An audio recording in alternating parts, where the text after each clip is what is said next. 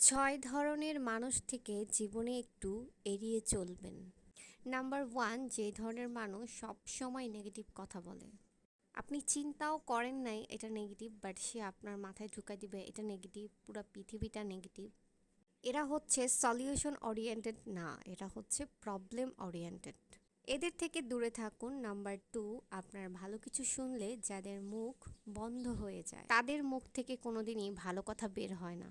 তারা ভালো কিছু শুনলে টপিক চেঞ্জ করে ফেলে। আপনাকে কখনো সুন্দর লাগলেও জীবনেও কোনোদিন মন থেকে বলবেন আপনি জীবনে ভালো কিছু করেছেন, কংগ্রাচুলেশন তো দূরের কথা, দেখেও না দেখার ভান করে থাকবে। বোঝাই যায় তারা কম্পিটিশনে আছে।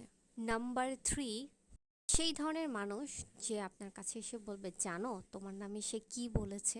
আরে ভাই, তুমি যদি আমার শুভাকাঙ্ক্ষী হও, এত ভালো কাছের মানুষ হও, অন্যজন তোমার কাছে কিভাবে আমার বদনাম করে? আমি কিভাবে বুঝবো তুমি ভালো মানুষ? তোমার কাছে আমার কথা বললো, তুমি কিছু বলো নাই। এগুলো হচ্ছে দুই মুখা সাপ, এগুলো থেকে দূরে থাকুন।